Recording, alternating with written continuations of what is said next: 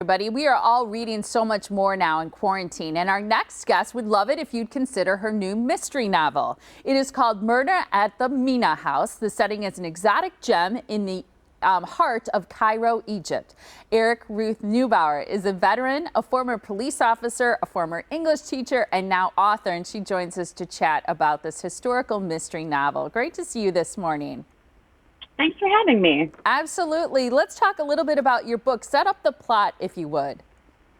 Absolutely. It's set in 1920s Egypt, and my protagonist is Jane Wonderly, and she's a widow of the First World War, and she's traveling with her Aunt Millie to Egypt. She's excited to see the pyramids and some archaeological digs, but she gets caught up in a murder and gets blamed for it. So she has to uncover everyone's secrets to clear her own name.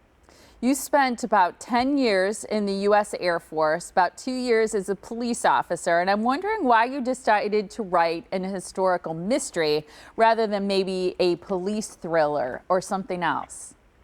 Yeah, a lot of people have been asking me that. It's because I wanted to write something completely escapist. When you write a novel, you spend so much time in that world.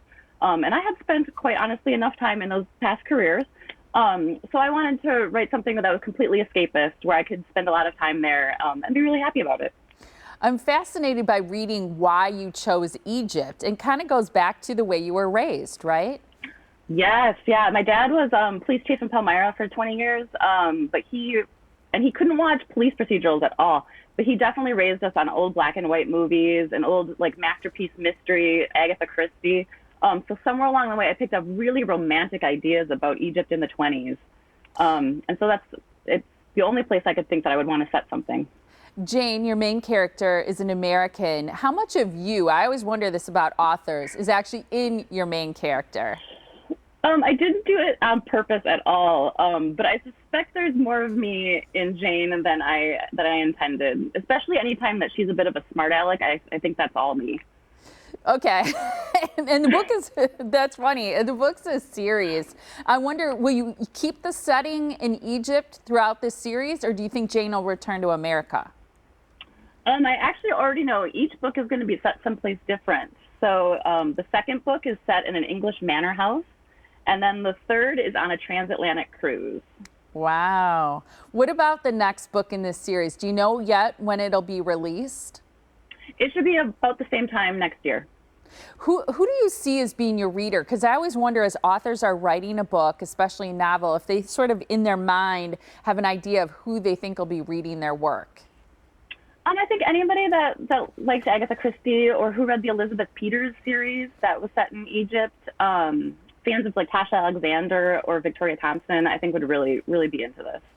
I always feel like writers are people who are used to working from home, because so many, and while some of them write in an office, many of them work from home, like we're all learning to do.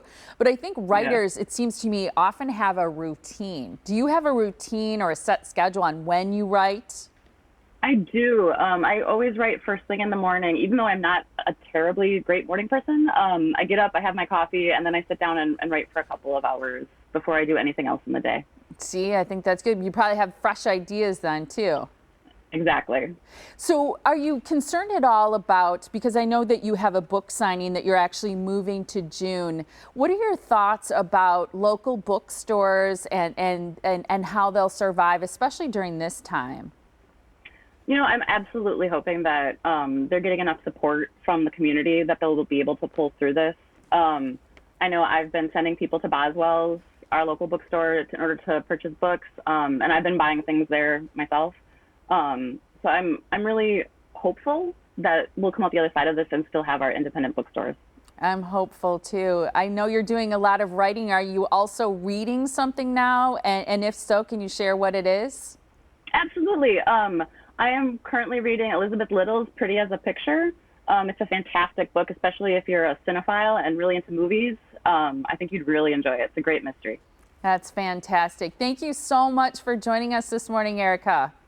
Thank you for having me. Absolutely. I'm going to share information because I know your book signing was moved at Boswell Book to Friday, June 19th. We certainly hope that date will go as scheduled.